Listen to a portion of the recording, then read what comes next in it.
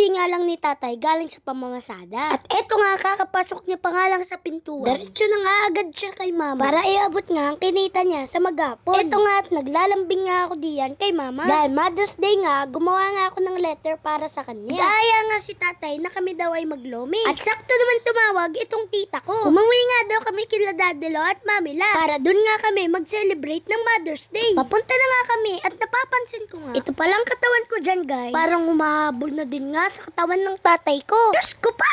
Honor na nga laang ang dadalayin namin para makapagpahinga din naman ang jeep na dinadala ni tatay. Maghapon din kasi yun, tumakbo ng tumakbo sa kalsada. Si mama na nga sana ang magdadrive ng owner para makapagpahinga din naman si tatay sa pagdadrive. Kaso pag nandyan nga si tatay, pa Disney princess nga itong si mama. Ayaw nga sana umuwi ni mama dahil tinatamad nga daw siya. Pero yung sinabi nga ng tita na wala naman daw gagastusin, ito nga at excited pa nga siya nag-aya sa amin. Nung nalaman nga ng tita ko na nakaalis na kami sa bahay, bigla nga agad siyang tumawag na bumili daw kami ng tilapia. Ay mukhang na-scam nga din si mama. Sa salitang walang gagastusin. Gusto din talaga na rin ay walang wala eh. Bumili nga dito si mama ng 1 kilong ng tilapia. Si tatay nga ay tumawid para bumili nga din ng talong. At masarap nga ito isama sa pagkain naming mamiya. Dahil magbubudol fight nga daw kami. Bumaba nga muna ako sa owner at tinignan ko nga itong mga isda. Kaya ako mag-alaga din ako nito.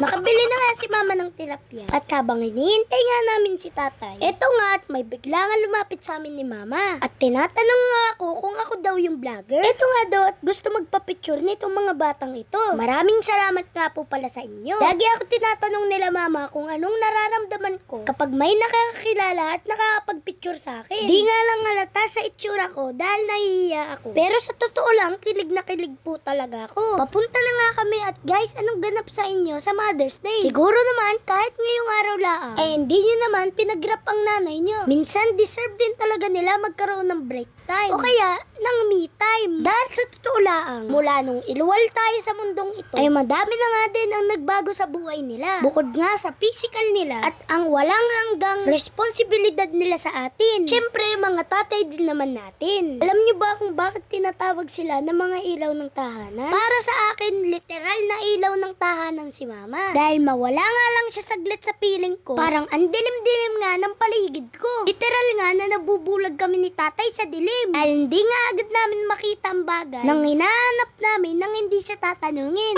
Hindi, sa totoo lang. Alam ko hindi habang buhay kasama natin ang magulang natin. Pero ngayon nga nandito ako sa edad na ito, palagi ko nga kailangan ng mga yakap niya at hinahanap-hanap ang pag-aalaga niya. Maingay nga talaga sila kapag sila ay galit. Pero kung papakinggan mo nga lahat ng sinasabi nila, ay mauunawaan mo para sa'yo din naman yun. Dahil ang gusto nga nila, malagay tayo sa maayos na sitwasyon bago nga sila mawala sa mundong ito. Fast forward, nandito na nga kami. At nadatnan pa nga namin si Daddy Lo na umaakyat nga dito at tinaayos daw ang bubong nila. Wala nga silang ideya na magse-celebrate kami ng Mother's Day. Iniintay nga lang namin ng tita ko bago magsimula. Dahil namili nga daw siya ng mga lulutuin para mamiya. Habang naghihintay nga kami, pinapanood ko nga si Mami La. Nililinis niya nga itong mga 45 days na manok ng mga alaga niya. Halos 1 linggo na nga daw si Daddy Lo. Natigil nga sa pamamasada dahil nasa pagawaan nga daw ang jeep niya. Mabuti na nga laang may negosyo si Mami La. Kaya hindi nga din ganun kahirap kapag ganitong hindi nakakabiyahe si Daddy Lo. Dumating na nga itong tita ko na kapatid ni Mama. At eto ang pinsan ko, pinapakita pa ang bagong laruan niya. Nagpakana na nga sila ng pagluluto. At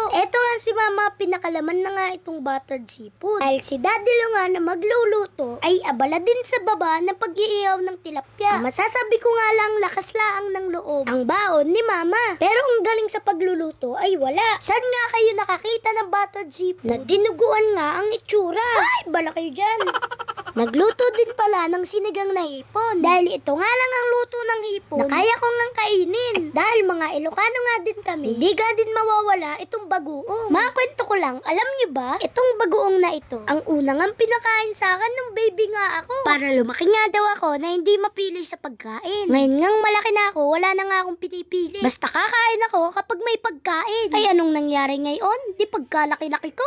Natapos na nga ang pagluluto at magsisimula na nga din kami kami kumain. Simpleng selebrasyon nga lang ito para sa iba. Pero sa akin nga, wala yan sa mamahaling restaurant. Dahil para sa amin, pag nagkasabay-sabay kami kumain, ay napakalaking biyaya na nga ito galing sa Diyos. Kahit sobrang busy nga ang lahat sa kanilang trabaho, ay nagagawa pa rin nga namin ito ng kumpleto. Huwag kalilimutan mag-follow, like, and share. Salamat sa panonood. Thank you, Lord.